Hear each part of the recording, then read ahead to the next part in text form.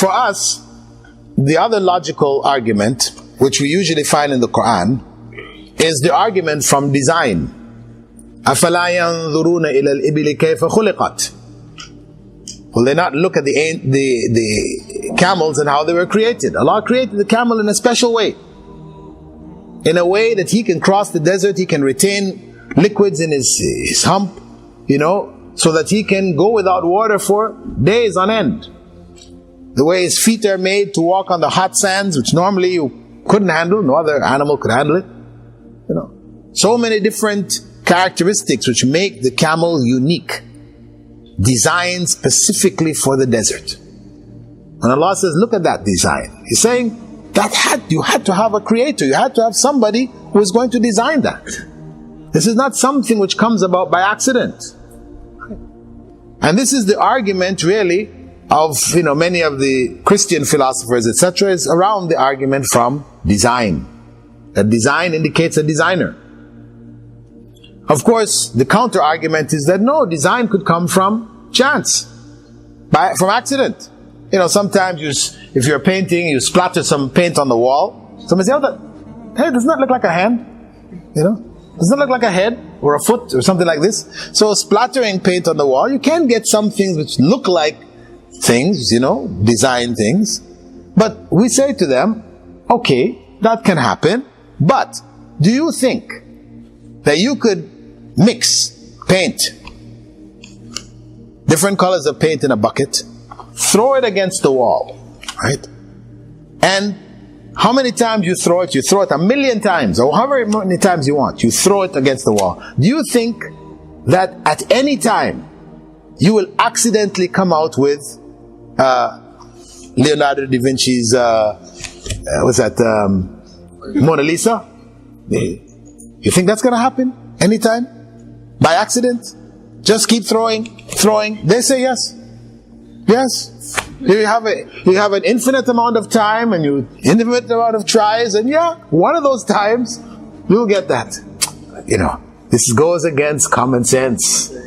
This goes against common sense. Common sense tells you, hey, the first time you try it, the chances of it happening are what? 0. Less than 0. And the billionth time that you try it, is it any different than the first time? No. So we say no. They usually give the example that if you put 100 monkeys in a cage, give them 100 typewriters, pieces of paper, and let them bang away at the keys with their nose, their elbows, their toes, anything, sit on the keys, whatever.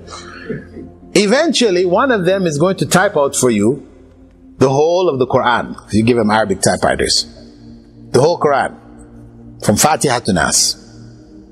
They usually give the example of the Bible. I'm just giving it in our context. Quran has more significance.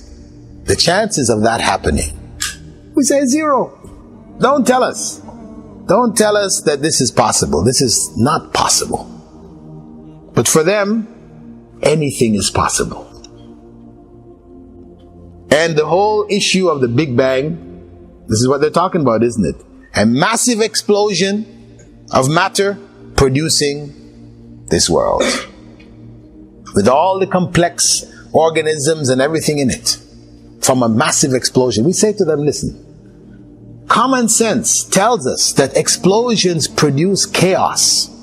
They don't produce order. You take atomic bombs, you drop them in a junkyard. Right? You have a junkyard where they have bits and pieces of cars. You drop atomic bombs in that junkyard. Do you think there's a chance of one time that atomic bomb exploding in the junkyard and a Rolls Royce pops out? Door open, keys in the ignition, engine purring, you just need to just get in and drive away? Do you think there's a chance of that happening? No. But that's what they're saying. Human beings who are 1 billion times more complex than a Rolls Royce, being produced by the Big Bang. That is totally illogical. Totally unreasonable. That's why we say for them, they try to bring their thing as a logical thing. Is no. It goes against all logic and reason. When we see design, we assume that it was created by a designer. Somebody did it.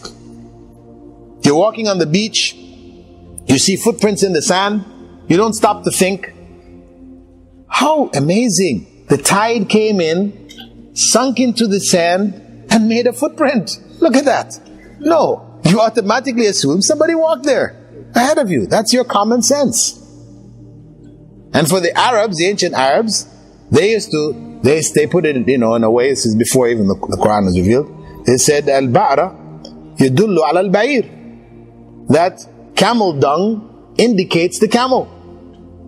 Meaning you're riding out on the desert, you come across a clump of camel dung, you don't stop and think, how amazing! The sand, rolled itself into a little ball and, some things fell on it or whatever, and here you got thing looking like a camel dung. No, you assume a camel went by and did his droppings.